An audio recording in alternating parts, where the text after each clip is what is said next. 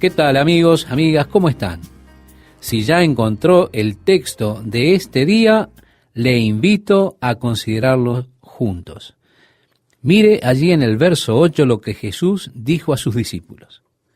De gracia recibisteis, dad de gracia. Ellos no estaban allí para demandar retribuciones por sus servicios. No estaban para tomar ofrendas para ellos mismos. Habían recibido de gracia por parte de Dios y por eso estaban para dar de gracia. El Señor les dijo, no os proveáis de oro, ni plata, ni cobre en vuestros cintos. Es decir, no lleven ninguna moneda en vuestros cintos. No os proveáis de oro, ni plata, ni cobre en vuestros cintos, ni de alforja para el camino, ni de 2 túnicas, ni de calzado, ni de bordón, porque el obrero es digno de su alimento. Usted puede ser enviado por el Señor y está correcto que la gente le apoye. Ahora, no tiene que tener una gran suma de dinero con usted. No obstante, está bien que se le apoye. El obrero es digno de su salario. Sin embargo, usted no es llamado para ir y ser una carga para usted mismo ni para los otros. Seguimos leyendo y dice, mas en cualquier ciudad o aldea donde entréis, informaos quién en ella sea digno y posad allí hasta que salgáis. Y al entrar en la casa, saludadla. Y si la casa fuere digna, vuestra paz vendrá sobre ella. Mas si no fuere digna, vuestra paz se volverá a vosotros. En esos días, estimado oyente, ellos realmente pensaban mucho en cuanto a bendecir a una persona. Si ellos le saludaban, lo hacían con una bendición del Señor. Por ejemplo, la bendición del Señor sea sobre ti y tu simiente. Pero si ellos después por el camino pensaban, realmente no era digno de la bendición porque era un gentil o pagano o por alguna otra cuestión, entonces ellos venían y decían, tomo de regreso la bendición, porque sentían que podían remover las bendiciones que ellos daban si la persona no lo merecía o no era digna. Así que Jesús está diciendo algo de esto. Si la casa es digna, que vuestra paz venga sobre ella. Si no, llévense su paz con ustedes. Sigamos leyendo, estimado oyente. Y si alguno no os recibiere ni oyere vuestras palabras, salid de aquella casa o ciudad y sacudid el polvo de vuestros pies. De cierto os digo que en el día del juicio será más tolerable el castigo para la tierra de Sodoma y de Gomorra que para aquella ciudad. He aquí, yo os envío como ovejas en medio de lobos. Sed, pues, prudentes como serpientes y sencillos como palomas. Y guardaos de los hombres, porque os entregarán a los concilios, y en sus sinagogas os azotarán, y aun ante gobernadores y reyes seréis llevados por causa de mí, para testimonio a ellos y a los gentiles.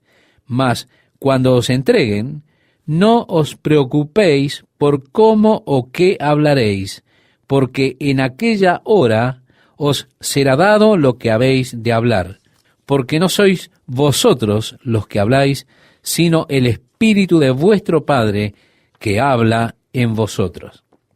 Así que, estimado oyente, no tiene que apresurarse a dar discursos. Simplemente deje que el Señor le unja por medio de su Espíritu Santo. Leemos a continuación.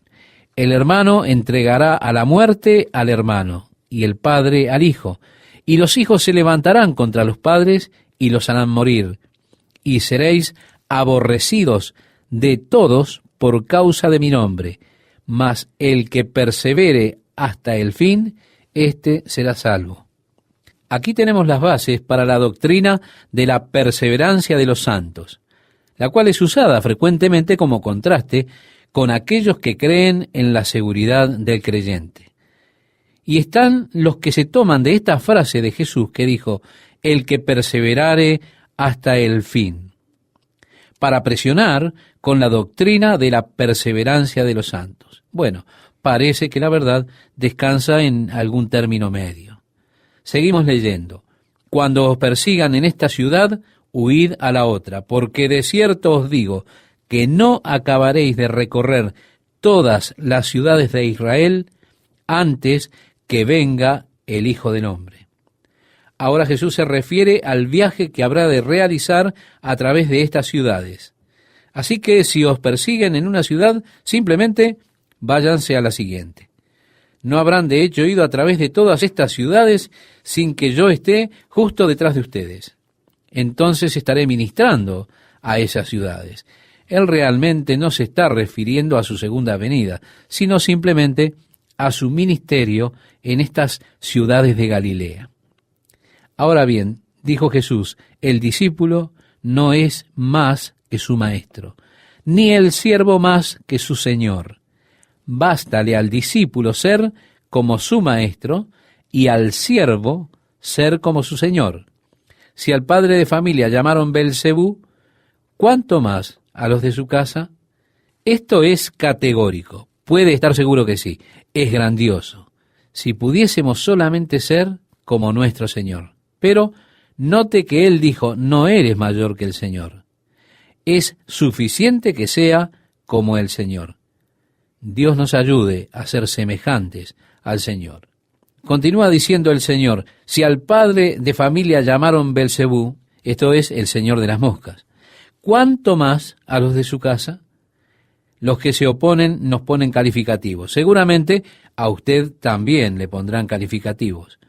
Por eso en el verso siguiente leemos, así que no los temáis, porque nada hay encubierto que no haya de ser manifestado, ni oculto que no haya de saberse. Lo que os digo en tinieblas, decidlo en la luz.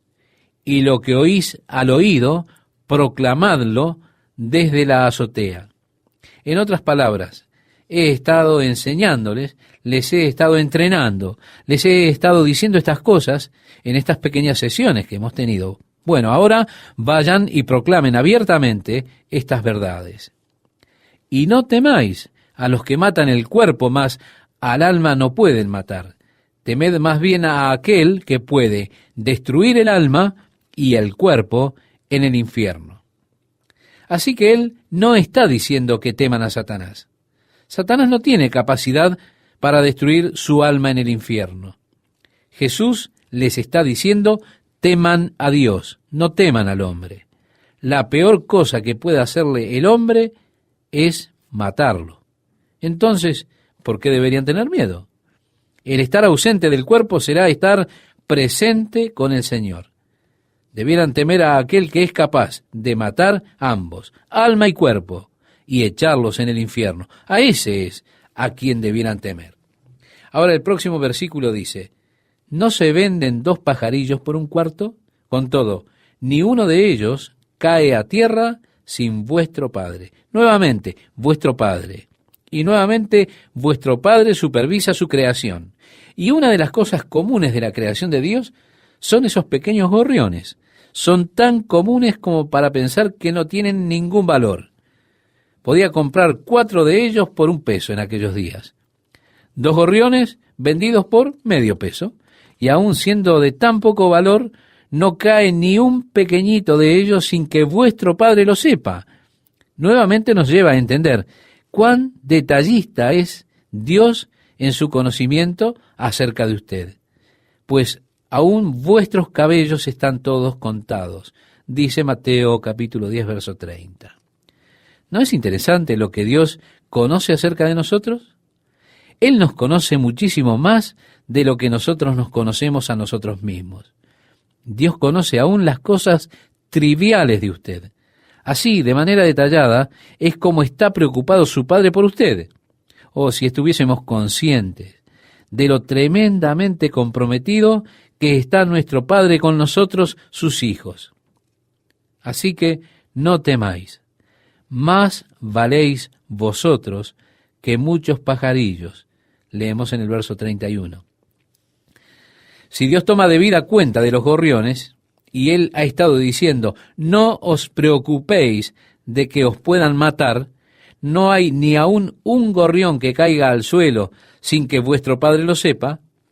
Si usted cae al suelo en la proclama del Evangelio, si usted es asesinado por su esfuerzo por alcanzar a otros con el glorioso amor de Cristo, ¿cuánto más su Padre Celestial tomará nota de ello? Usted debe saber esto. Debe saberlo, estimado oyente. Así que no tiene nada que temer a ningún hombre, pues lo peor que ellos le pueden hacer es matarlo. Continuamos leyendo. A cualquiera, pues, que me confiese delante de los hombres, yo también le confesaré delante de mi Padre que está en los cielos. Y a cualquiera que me niegue delante de los hombres, yo también le negaré delante de mi Padre que está en los cielos. Un versículo duro, ¿verdad? Muy duro, puesto que todos tendremos que estar de pie frente a Dios un día, de pie delante del Dios creador del universo. Si confesamos a Jesús delante de los hombres, cuando mi nombre sea dicho y tenga que ponerme de pie ante Dios, Jesús se pondrá de pie y confesará delante del Padre: Padre, este es Chuck. Él es perfecto. ¿No es esto lo que dijo Judas en su carta? Y a aquel que es poderoso para guardaros sin caída y presentaros sin mancha. ¿Por qué se habría de reír usted si él dice que yo soy perfecto? Puesto que él sabe la verdad y yo sé la verdad, y también conozco el poder de mi Redentor. Y cuando él me confiese delante del Padre, cuando me presente delante de él, estaré completo, perfecto en él, sin mancha, delante de su gloria, con gran alegría. Pero si una persona ha negado a Jesús delante de los hombres, se habrá de parar sola delante de Dios. Los libros serán abiertos, y él que conoce todas las cosas, él que conoce los secretos del corazón. De hecho, la Biblia dice, todo está desnudo y abierto delante de él, ante quien tenemos que presentarnos. Y allí, en la vergüenza de su mismo ser, con todas las cosas expuestas allí, furtivamente se volteará hacia Jesucristo y dirá: Señor, Señor. Y él sacudirá su cabeza y dirá: nunca le conocí a usted. Oh, qué duro es pensar en esto, estimado oyente. A cualquiera que me niegue delante de los hombres, yo también le negaré delante de mi Padre. Continúa diciendo: no penséis que he venido para traer paz a la tierra. No he venido para traer paz, sino espada. El Evangelio de Jesucristo unifica al hombre y pone juntos a un cobrador de impuestos con un celote. Pero el Evangelio de Jesucristo también divide a los hombres. Los divide en dos categorías: aquellos que son parte del reino de Dios y aquellos que son parte del reino de las tinieblas. Jesús divide y al mismo tiempo une a los hombres. En muchas ocasiones Jesús divide a aquellos que están dentro de una misma casa. Un niño vino al reino de la luz, pero el padre continúa en rebeldía en el reino de las tinieblas. Y así viene la división. La diferencia aparece. Y esta contienda en ocasiones se levanta por las diferencias de estar uno en el reino de la luz y el otro estar en el reino de la oscuridad. Porque he venido para poner en disensión al hombre contra su padre, a la hija contra su madre, a la nuera contra su suegra, y los enemigos del hombre serán los de su casa. Leemos en Mateo 10, versos 35 y 36. Jesús estuvo hablando de lo que era su experiencia personal, puesto que en ese tiempo en particular los hermanos de Jesús estaban en contra suya. El que ama a padre o madre más que a mí no es digno de mí. El que ama a hijo o hija más que a mí no es digno de mí. Leemos el verso 37. Nuestro amor por Cristo tiene que ser supremo, aún por encima de aquellos miembros de nuestra familia, si es que ellos no están unidos a usted en la fe. Si no son parte del reino de la luz, nuestro amor por Cristo debe exceder aún al amor por aquellos integrantes de nuestra familia. Sigue hablando el Señor Jesús y dice: y el que no toma su cruz y sigue en pos de mí, no es digno de mí. El que haya su vida, la perderá, y el que pierde su vida por causa de mí, la hallará. El que a vosotros recibe, a mí recibe, y el que me recibe a mí, recibe al que me envió. Ahora ve la autoridad que Jesús les da a sus discípulos. Quiero decir, usted es el representante del Señor, entonces usted debe ser como su Señor. Pues dice, el que a vosotros recibe, a mí recibe. Y el que me recibe a mí, recibe al que me envió. El que recibe a un profeta por cuanto es profeta, recompensa de profeta recibirá. Y el que recibe a un justo por cuanto es justo, recompensa de justo recibirá. Y cualquiera que dé a uno de estos pequeñitos un vaso de agua fría solamente, por cuanto es discípulo, de cierto os digo que no perderá su recompensa. Es que usted está haciendo esto como si lo hiciera el Señor, dando aunque solo sea un vaso de agua como para el Señor, dándoselo a un siervo del Señor. Usted recibe al siervo como si recibiese al Señor. Y al darle a él, usted le está dando al Señor, y del Señor habrá de recibir su recompensa. Aún al dar un vaso de agua fría en el nombre de un discípulo, de cierto os digo que no perderá su recompensa. Cuando Jesús terminó de dar instrucciones a sus 12 discípulos, se fue de allí a enseñar y a predicar en las ciudades de ellos. Así fue que Él los envió primero a ellos a predicar en las ciudades de ellos, y luego que Él los dejó siguiéndolos, vino a aquellas ciudades. Ellos fueron una especie de delanteros que iban delante de Él y luego vendría Él. Y al oír Juan en la cárcel los hechos de Cristo, le envió 2 de sus discípulos para preguntarle, ¿eres tú aquel que había de venir o esperaremos a otro? En ese tiempo, Juan el Bautista había sido puesto en la prisión de Herodes. Él había estado predicando, el reino de los cielos se ha acercado.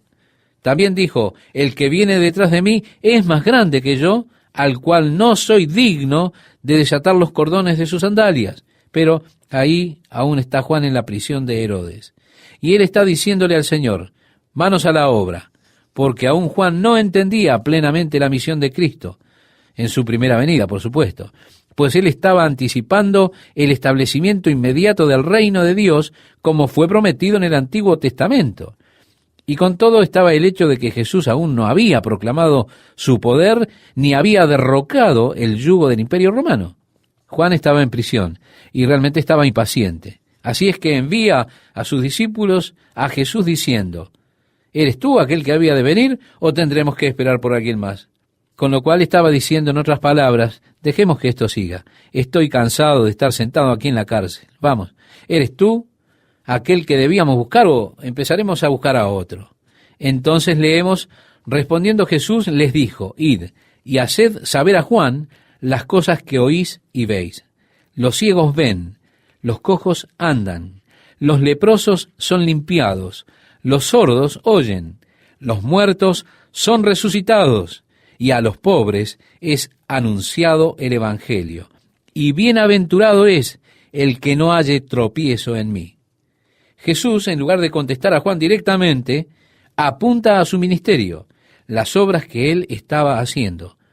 ¿Recuerda, estimado oyente, aquella noche que Jesús fue traicionado?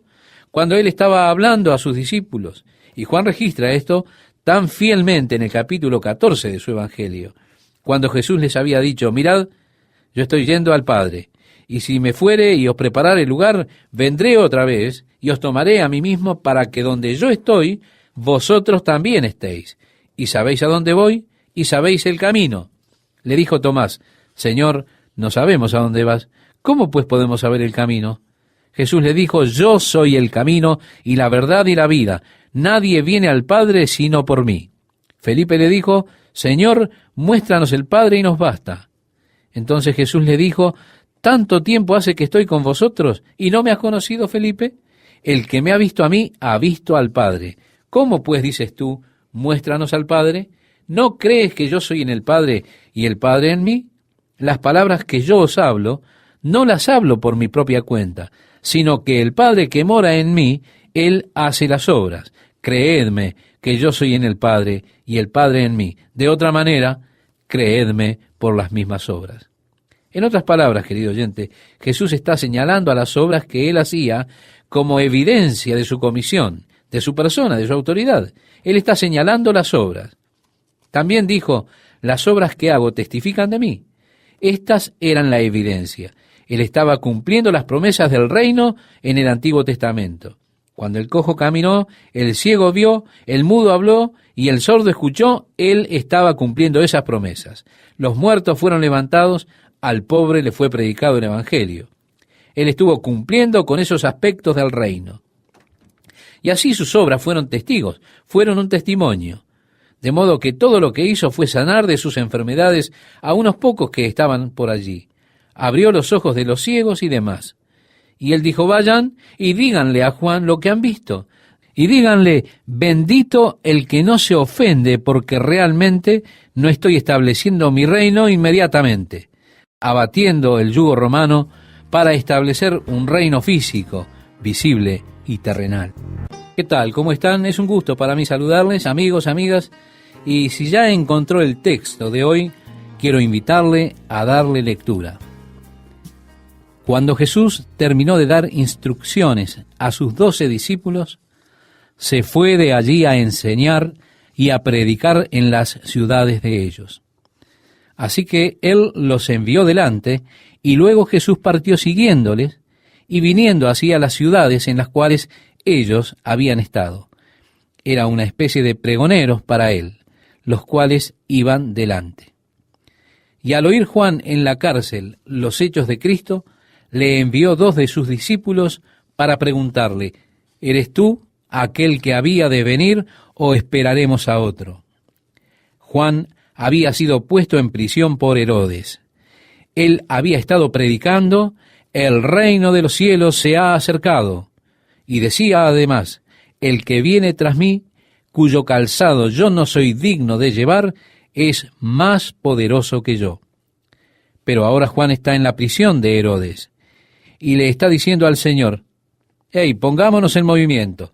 Incluso Juan no entendía totalmente la misión de Cristo en su primera venida.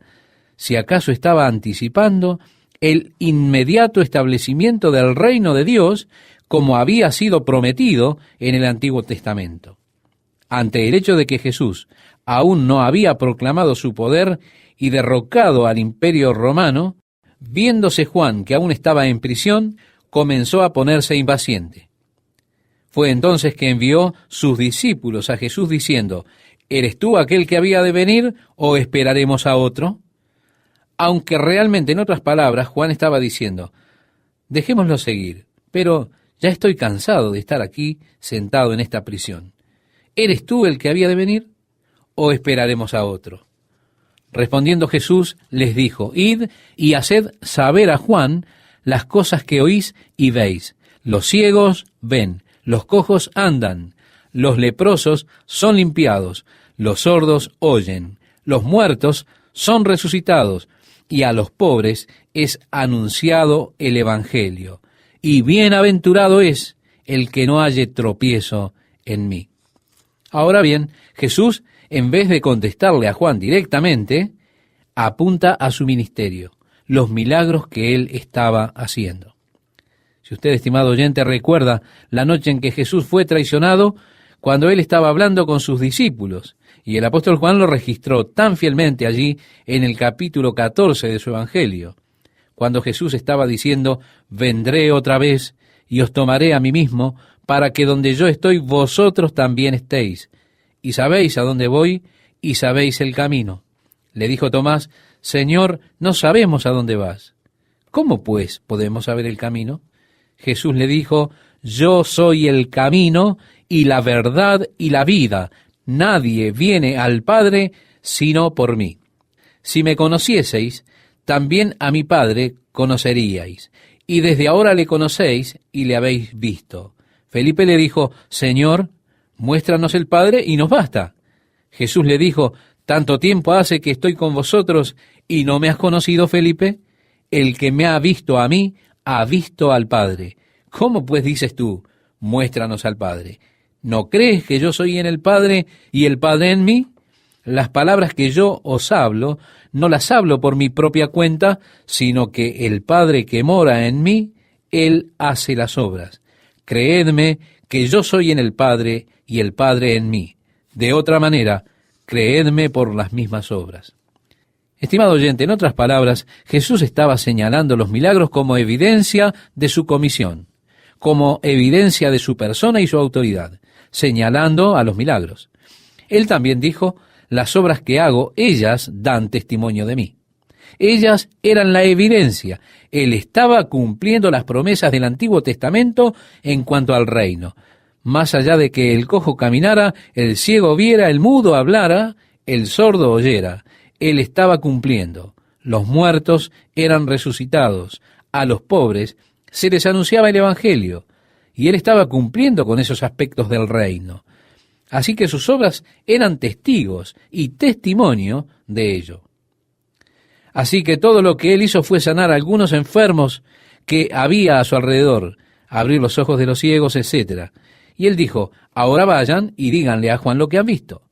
Y solo díganle, bendito es aquel que no se ofende por causa de que no estoy estableciendo el reino inmediatamente y derrocando el yugo romano para establecer un reino físico, terrenal y visible. Seguimos leyendo y nos dice así, mientras ellos se iban, comenzó Jesús a decir de Juan a la gente, ¿qué salisteis a ver al desierto? ¿Una caña sacudida por el viento? Juan estaba predicando en el río Jordán. Había una cantidad de cañas en ese río. Y Jesús, en otras palabras, les decía, ¿han ido al río Jordán a ver una caña sacudida por el viento? ¿Cómo es que han salido ustedes fuera de las ciudades y han venido al Jordán? ¿Qué es lo que han venido a ver? ¿O qué salisteis a ver? ¿A un hombre cubierto de vestiduras delicadas? He aquí, los que llevan vestiduras delicadas en las casas de los reyes están. Pero, ¿qué salisteis a ver? ¿A un profeta? Sí os digo, y más que profeta, porque este es de quien está escrito. He aquí yo envío mi mensajero delante de tu faz, el cual preparará tu camino delante de ti. Él les estaba declarando que Juan era el cumplimiento de la promesa de un precursor que vendría delante del Mesías para preparar su camino. Y luego Jesús agregó, de cierto os digo, entre los que nacen de mujer no se ha levantado otro mayor que Juan el Bautista, pero el más pequeño en el reino de los cielos mayor es que él. Expresado de otra forma, nuestra posición como hijos de Dios a través de Jesucristo nos coloca en una mayor posición que aquellos del Antiguo Testamento. Nuestra posición, la de tener al Espíritu Santo morando en nosotros, nos coloca en una mayor posición que ellos. De todos los hombres y mujeres nacidos, no hay mayor profeta que Juan el Bautista, pero los privilegios que Dios ha puesto sobre nosotros en la iglesia exceden a esos privilegios. A veces nosotros pensamos, oh, qué bendición debe haber sido para Abraham tener ese tipo de relación con Dios. ¿Y Moisés? ¿Y David? ¿Y tantos otros? Pero, estimado oyente, en realidad el potencial de nuestra relación, que es a través del Espíritu, es tremendo. Que Dios more en nosotros a través de su Espíritu, que Dios nos cubra con su poder, es absolutamente asombroso. Incluso el más pequeño de nosotros, lleno con el Espíritu de Dios, caminando en este glorioso compañerismo con Jesucristo, tiene mayores privilegios que aquellos de la vieja dispensación. Por eso leemos, desde los días de Juan el Bautista hasta ahora, el reino de los cielos sufre violencia y los violentos lo arrebatan. Juan fue echado en prisión y pronto habría de ser decapitado. Y el reino de los cielos sufrirá la violencia, tanto que el rey mismo será crucificado. Sí, estimados oyentes, el reino de los cielos está sufriendo la violencia del hombre. Por ello nuestro texto expresa a continuación, desde los días de Juan el Bautista hasta ahora, el reino de los cielos sufre violencia y los violentos lo arrebatan, porque todos los profetas y la ley profetizaron hasta Juan, y si queréis recibirlo, él es aquel Elías que había de venir, el que tiene oídos para oír, oiga. La razón ambivalente aquí es el hecho de que antes de que Jesús venga nuevamente y establezca su reino visible, su reino físico sobre la tierra, Elías vendrá de nuevo. Elías, de quien Juan el Bautista es un tipo, que vino en el espíritu y en el poder de Elías. Incluso allí habían dos aspectos de la venida de Jesucristo. El primer aspecto es el ser crucificado, es decir, sufrir violencia. El segundo aspecto es reinar como Rey de Reyes y Señor de Señores. Así que allí hay dos aspectos de Elías, el precursor. De allí es que Juan el Bautista vino a cumplir la primera venida en el espíritu y en el poder de Elías. Pero el mismo profeta Elías vendrá antes de que Jesús regrese de nuevo. Y Elías profetizará a los judíos antes de la venida del Señor. No al mundo, estimado oyente, sino a los judíos para retornar los corazones de los niños a sus padres. Esto significa para traer de regreso a los judíos hacia la fe de los patriarcas en Dios el Padre. Así que el que tiene oídos para oír, oiga. Quiero decir, si lo puede entender. Este es Elías. Si lo puede recibir, estimado oyente. Ahora, si no lo puede entender, tómelo como quiera que sea, pero el que tiene oídos para oír, oiga. En un sentido, este fue Elías, viniendo en el espíritu y el poder de él, como un precursor del Mesías, pero no el cumplimiento total de la promesa hecha en el libro del profeta Malaquías, donde dice, «Mas, ¿a qué compararé esta generación? Es semejante a los muchachos que se sientan en las plazas y dan voces a sus compañeros». Esos muchachos realmente están buscando entretenimiento, diciendo, «Os tocamos flauta y no bailasteis, os endechamos y no lamentasteis». ¿Qué es lo que está buscando la gente? ¿Qué es lo que ustedes están buscando? Porque vino Juan que ni comía ni bebían y dicen, demonio tiene. Vino el Hijo del Hombre que come y bebe y dicen, he aquí un hombre comilón y bebedor de vino, amigo de publicanos y de pecadores. Pero la sabiduría es justificada por sus hijos. ¿Qué es lo que esas personas quieren? Ellos realmente no saben lo que quieren. Juan vino como un ascético y ellos decían, tiene demonio. Jesús vino y se mezcló con las personas y ellos decían, oh, él es amigo de los pecadores, él es amigo de los publicanos, es un bebedor. Ahora leemos, entonces comenzó a reconvenir a las ciudades en las cuales había hecho muchos de sus milagros. ¿Por qué? Porque no se habían arrepentido.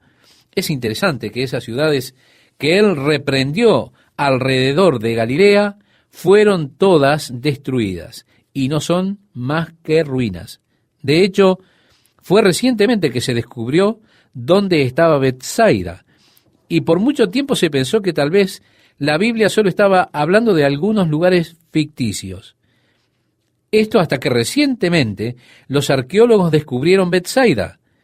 Pero Jesús, en esas ciudades donde él pronunció aflicción sobre ellas, es interesante que han desaparecido totalmente. Considerando que muchas de las otras ciudades, como Tiberías, que era la capital de Galilea, la región donde vivió Herodes, permanece hasta hoy, tenemos que decir que Jesús realmente no fue a Tiberías. La ciudad aún está allí. En cambio, Capernaum desapareció. Betsaida también. Corazín, es decir, las ciudades que él reprendió, desaparecieron del mapa, estimado oyente. Si no, leamos lo que viene a continuación. Ay de ti, Corazín. Ay de ti, Betsaida, porque si en Tiro y en Sidón se hubieran hecho los milagros que han sido hechos en vosotras, tiempo ha que se hubieran arrepentido en cilicio y en ceniza. Por tanto, os digo que en el día del juicio será más tolerable el castigo para Tiro y para Sidón que para vosotras. Y tú, Capernaum, que eres levantada hasta el cielo, hasta el Hades serás abatida, porque si en Sodoma se hubieran hecho los milagros que han sido hechos en ti, habría permanecido hasta el día de hoy. Capernaum, estimado oyente, era la ciudad de la actividad central de Jesús. Esa era su ciudad. Allí es donde él estuvo la mayor parte de su ministerio. Su ministerio terrenal fue hecho en y alrededor de la ciudad de Capernaum. La mayoría de los milagros que Cristo realizó fueron en Capernaum, y aún así las personas no se arrepintieron. Y él dijo, si las obras que fueron hechas aquí en Capernaum hubiesen sido realizadas en Sodoma, se hubiesen arrepentido. Así que los juicios que él pronunció sobre Capernaum de ser echada en el infierno se cumplieron. Y ahora leemos, por tanto os digo que en el día del juicio será más tolerable el castigo para la tierra de Sodoma que para ti. ¿Por qué? La palabra de Dios dice, a quien mucho se le da, mucho se le requiere. Cuanto más conocimiento y luz recibe un hombre, mayor será el juicio de ese individuo. Así que cuando Dios juzgue, será acorde al entendimiento o al conocimiento que Dios ha dado. De acuerdo a la gracia a la que han sido expuestos, será el grado del juicio con el que serán juzgados. Continuamos leyendo, estimado amigo, estimada amiga, en el verso 25 de Mateo 11, y nos dice, en aquel tiempo, respondiendo Jesús dijo, Él reprendió a esas ciudades por resistirse al arrepentimiento, por su rechazo a recibirle. Y así es que luego Él se vuelve de la reprensión a estas ciudades hacia el Padre en una oración en la que Él dice, Te alabo, Padre, Señor del cielo y de la tierra, porque escondiste estas cosas de los sabios y de los entendidos y las revelaste a los niños. Padre, te agradezco que de esas grandes personas de la tierra, de esas personas sabias de Capernaum y Betsaida, has escondido la verdad de ellos. Pero aquí están estos pequeñitos, personas simples, personas tiernas que tú has escogido para revelar tu verdad y tu amor. Y Jesús dice, sí, Padre, porque así te agradó. Te agradezco, Padre, que tú hayas elegido usar a estas personas comunes, estas personas simples, para revelar tu amor y tu verdad. Cuán glorioso es que Dios haya escogido revelarse a sí mismo a personas comunes, ¿verdad? Ahora leemos, todas las cosas me fueron entregadas por mi Padre, y nadie conoce al Hijo sino el Padre, ni al Padre conoce alguno sino el Hijo, y aquel a quien el Hijo lo quiera revelar. Luego de esta oración, te alabo, Padre, Señor del cielo y de la tierra, porque escondiste estas cosas de los sabios y de los entendidos y las revelaste a los pequeñitos, él dice, nadie conoce al Hijo sino el Padre, ni al Padre conoce a alguno sino el Hijo, y aquel a quien el Hijo lo quiera revelar. Hubo muchas personas que pensaban que conocían al Padre, pero ellos tenían un concepto totalmente equivocado de Dios. Hay muchas personas hoy que piensan que conocen a Dios, pero sus conceptos de Dios están totalmente fuera de lugar. Jesús dijo, ni al Padre conoce alguno, sino el Hijo y aquel a quien el Hijo lo quiere revelar. Yo observo los conceptos que muchas personas tienen de Dios, conceptos que ellos han desarrollado en sus propias mentes. Por ejemplo, si yo fuera Dios viviría de esta manera, esto es lo que haría yo. Así es como reaccionaría. Y entonces ese es mi Dios. Yo creo mi propio Dios, según mis propios gustos, según mis propios deseos. Esto se ha generalizado ampliamente en el hombre a lo largo de toda la historia, creando así sus propios dioses. Pero nuestro texto dice, ni al Padre conoce alguno, sino el Hijo y aquel a quien el Hijo lo quiera revelar. Es ahora que Jesús hace la gran invitación del verso 28 y expresa, venid a mí todos los que estáis trabajados y cargados, y yo os haré descansar. Jesús está relacionando la intranquilidad de la humanidad con su ateísmo. Él está diciendo que usted realmente no conocerá lo que es descansar hasta que conozca a Dios. Por eso, venid a mí, yo os haré descansar. Y ahora la invitación, por supuesto, es de Jesús, y es para usted. La invitación es para que usted venga a Él. Y la promesa es que, si usted viene, Él le dará descanso. Entonces, el primer conocimiento que una persona tiene cuando llega a Jesucristo, el primer sentimiento que posee es una profunda y hermosa paz en su interior. Ya no estoy huyendo más de Dios, ya no estoy luchando con Él, De hecho, ahora comienzo a entender al Padre realmente, y mi intranquilidad era mi falta de Dios. Pero ahora que he venido a Jesucristo, de repente hay una hermosa paz dentro de mí, un verdadero descanso. Luego Jesús dice, llevad mi yugo sobre vosotros. El yugo era lo que ponían sobre el buey para que éste tirara del arado. Y básicamente lo que el Señor está diciendo es, déjame tener las riendas de tu vida para que te guíe hacia el trabajo que yo tengo para ti. Porque el Señor tiene un propósito y un plan para cada uno de nosotros. El apóstol Pablo, escribiéndole a los filipenses, decía, no que lo haya alcanzado ya, ni que ya sea perfecto, sino que prosigo por ver si logro hacer aquello para lo cual fui también asido por Cristo Jesús. Jesucristo los toma a cada uno de ustedes y cuando lo hace es para un propósito y plan específico que Él tiene para su vida. El Señor tiene un trabajo para cada uno de ustedes para hacer por Él. Él tiene un plan para cada una de sus vidas. El Señor no derrocha nada y cuando Él lo toma a usted, Él tiene en mente un propósito y un plan para que usted lo cumpla para su gloria y por la causa del reino. Pablo, reconociendo esto, habiéndose consagrado a sí mismo para servir al Señor, después de unos 30 años dijo, hermanos, yo mismo no pretendo haberlo ya alcanzado, pero una cosa hago, olvidando ciertamente lo que queda atrás y extendiéndome a lo que está delante, prosigo a la meta, al premio del supremo llamamiento de Dios en Cristo Jesús. Jesús dijo, llevad mi yugo sobre vosotros. Es decir, yo tengo un plan para tu vida. Permíteme tomar las riendas y déjame comenzar a guiarte en mis propósitos y en mis planes para ti. Luego lo tercero que Jesús dijo fue, aprended de mí. Usted necesita conocer al Padre. Usted no puede conocer al Padre a menos que Jesús se lo revele. Por eso Él dijo, aprended de mí. Porque si usted aprende de mí, conocerá al Padre. Aquel que me ha visto al Padre. Así que, aprended de mí. Y usted entonces podrá conocer la verdad acerca de Dios. Y Él podrá revelarle la verdad de la naturaleza de Dios. Y cuando usted, estimado oyente, conozca la verdad de Dios, usted aprenderá que Él es un Dios de amor, un Dios de compasión, un Dios con una gran preocupación por usted, un Dios que cuida de usted más de lo que usted siquiera pueda imaginar, un Dios que está interesado en cada minuto y en cada detalle de su vida.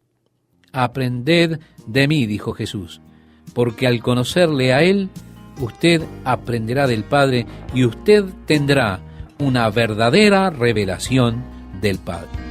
Es un gusto saludarles y estar nuevamente con ustedes, estimados oyentes, con la palabra de Dios para hoy. Bien, si ya encontró el pasaje de este día, le invito a que le demos lectura. Vamos a leer ahora en Mateo capítulo 11, el verso 25.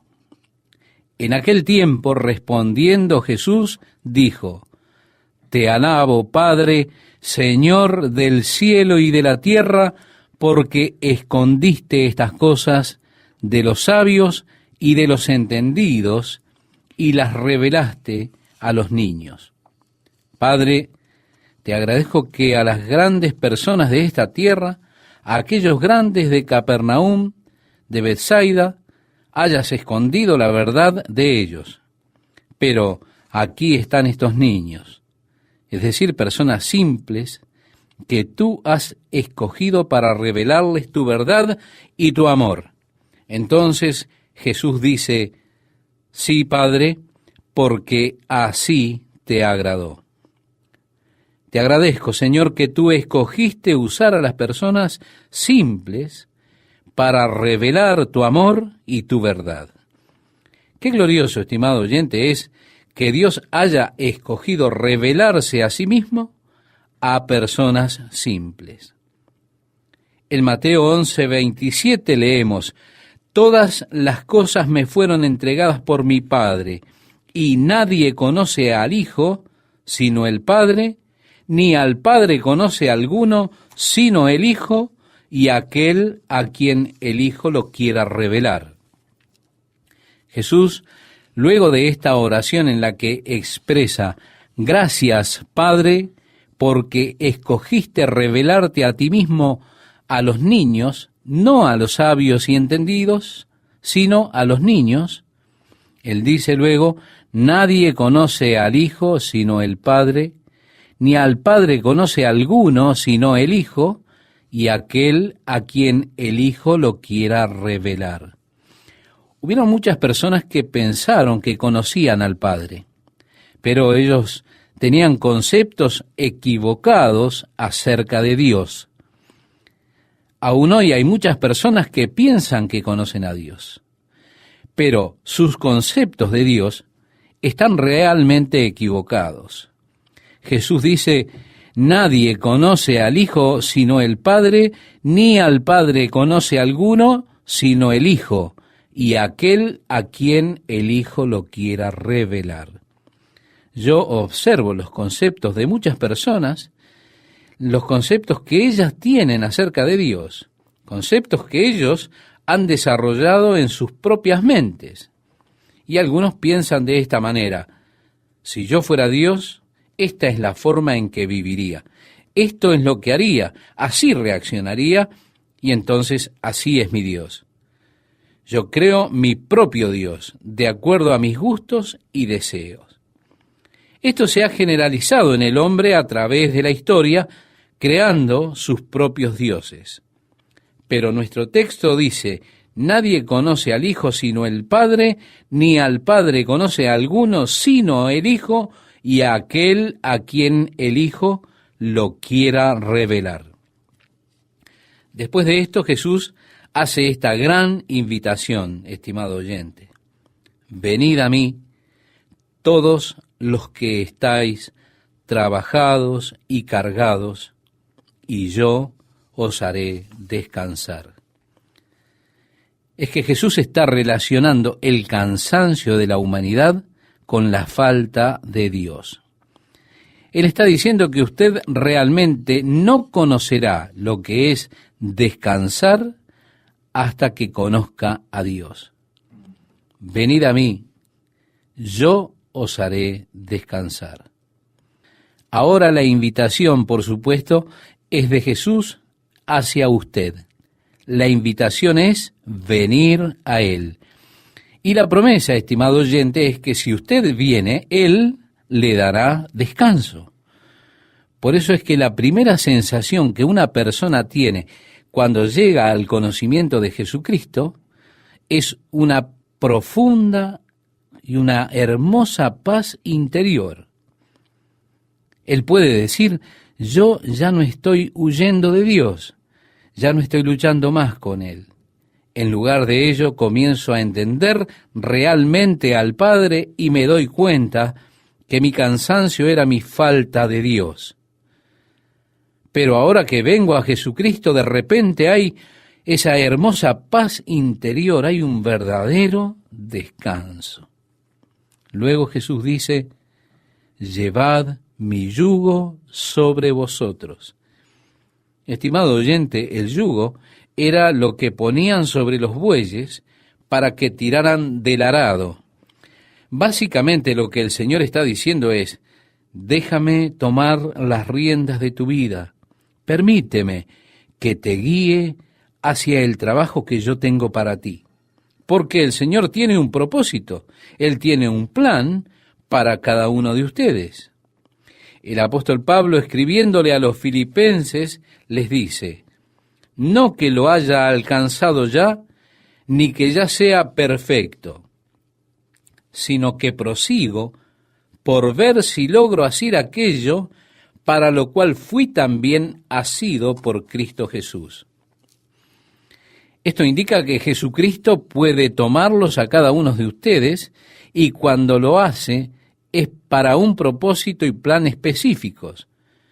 Propósito y plan específicos que Él tiene para su vida.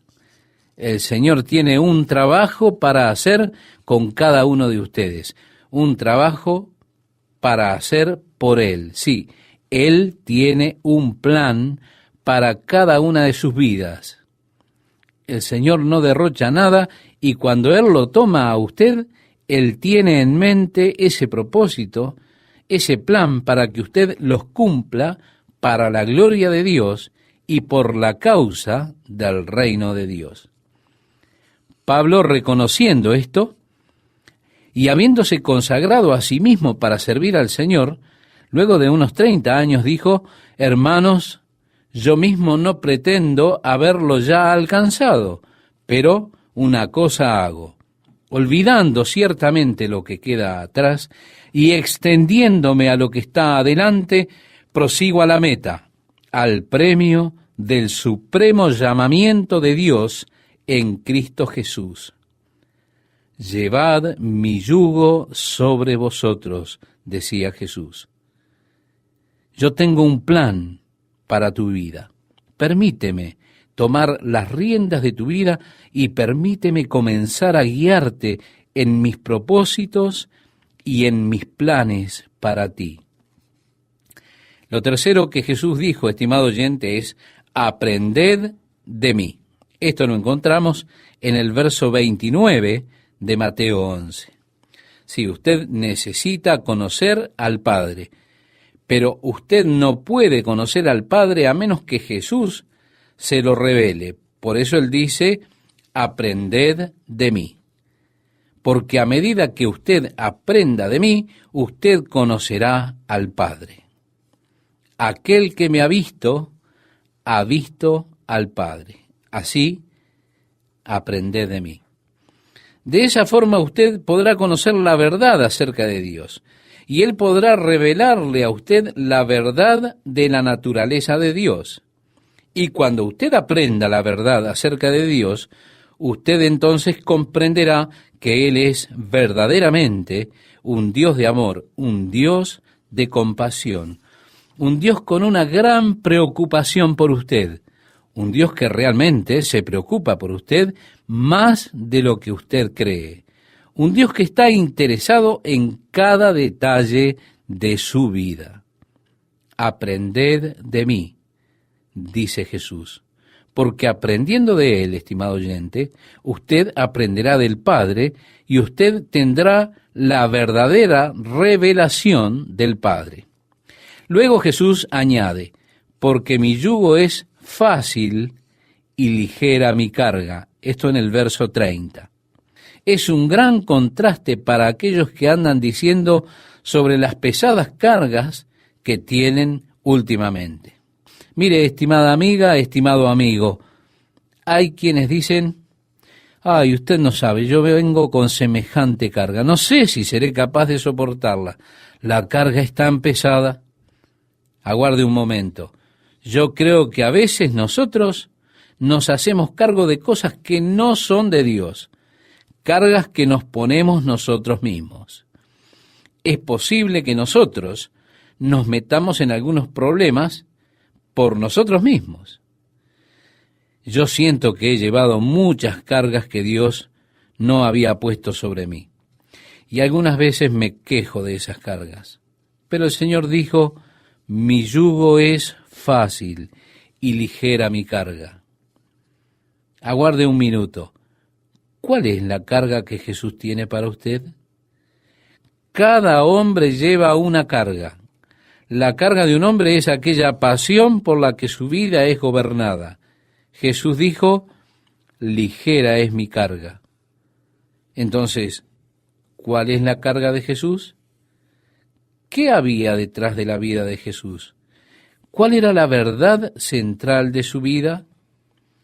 Él lo reveló en sus primeras palabras registradas. Cuando él tenía tan solo 12 años, él le dijo a su madre María: ¿no sabíais que en los negocios de mi padre me es necesario estar? Ahora bien, cuando una persona dice: yo debo hacer esto o me es necesario hacer esto, es mejor que preste atención, porque usted se acercará al corazón del asunto. Es que muchas veces una persona dice: yo realmente debo hacer esto, sé que debo hacerlo. Pero olvídelo, aún está lejos del propósito de Jesús cuando usted dice yo debo o me es necesario a mí. Entonces es necesario que escuche lo que dice Jesús. ¿No sabíais que en los negocios de mi Padre me es necesario estar? Esa era la carga de su vida, los negocios de su Padre. Él dijo, no me ha dejado solo el Padre, porque yo hago siempre lo que le agrada. He descendido del cielo no para hacer mi voluntad, sino la voluntad del que me envió. Jesús oró, yo te he glorificado en la tierra, he acabado la obra que me diste que hiciese. Esto lo encontramos en el Evangelio de Juan capítulo 17, estimado oyente. Ahora, ¿qué dice él acerca de su carga? Él dice, mi carga es ligera.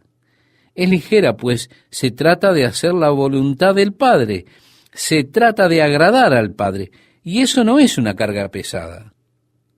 Venid a mí, todos los que estáis trabajados y cargados. ¿Cuáles son las cargas pesadas que tiene un hombre? ¿Cuáles son las cargas de la vida que usted, estimado oyente, está tratando de llevar? ¿Cuál es la pasión que se esconde detrás de su vida? Usted dirá, bueno, yo estoy siendo honesto, estoy buscándome a mí mismo, estoy buscando la pasión que mueve mi vida, y ese es el dinero. Me gustan las cosas buenas, quiero vivir confortablemente. Tal vez otra persona diga, bien, la pasión que mueve mi vida es la fama. Yo solo quiero que las personas me admiren, me vean, pues yo quiero ser famoso. Otro tal vez diga, bueno, la realidad detrás de mi vida es el placer. Yo solo quiero eso. La única razón por la cual trabajo es para conseguir suficiente dinero para salir y pasar buenos momentos. Y yo odio mi trabajo, odio trabajar, pero debo trabajar para conseguir dinero. Pero me cuesta esperar al fin de semana donde podré tener un gran momento, pues toda mi vida se centra alrededor de los fines de semana y la diversión que yo pueda tener. Pero observemos un poco más profundo, estimado oyente, porque tal vez ninguna de estas son las cargas que ustedes están llevando. Pero, ¿para qué quiere usted el dinero? ¿Para qué está buscando la fama? ¿Para qué está buscando placer? Y cuando usted mira detrás de estas cosas, usted debe decir, bueno, yo estoy buscando el dinero para mí mismo, yo quiero ser rico. Yo estoy buscando la fama para mí mismo, estoy buscando placer para mí mismo. Esa es la verdad. Esa no es la carga que mencionó Jesús. Esa carga que usted lleva, quizá, es una carga que lo agobiará, porque eso es vivir para usted mismo. Esa es una pesada carga que un día se le tornará intolerable y usted se verá vacío y dirá que la vida no vale la pena ser vivida. Usted se volverá totalmente vacío porque usted nunca será capaz de satisfacerse a usted mismo. El yugo realmente es muy pesado, la carga es tremendamente pesada. Pero Jesús dice, llevad mi yugo sobre vosotros, porque mi yugo es fácil y ligera mi carga. Sí, estimado amigo, estimada amiga, vivir para Dios es la vida más satisfactoria en el mundo. Nada es más gratificante que comprometer la vida totalmente con Dios y vivir para su gloria. Como Jesús dijo antes en el capítulo 10, recuerda, el que haya su vida la perderá, y el que pierde su vida por causa de mí, la hallará. Mi yugo es fácil y ligera mi carga. ¿Por qué? Porque mi yugo es vivir y vivir para agradar a Dios. Y usted encontrará que es mucho más fácil agradar a Dios que agradarse a usted mismo. Usted nunca podrá agradarse a usted mismo mientras usted viva para usted mismo, porque de esa manera usted no está respondiendo al propósito básico por el cual Dios le ha creado a usted, estimado oyente.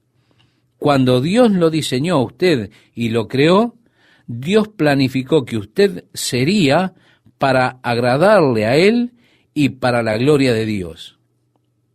Cuando en el libro de Apocalipsis vemos que los ancianos están dando alabanza a Dios, dándole adoración a Dios por recibir la adoración de los querubines, diciendo estos ancianos: digno eres de recibir la gloria y la honra y el poder, porque tú creaste todas las cosas y por tu voluntad existen y fueron creadas.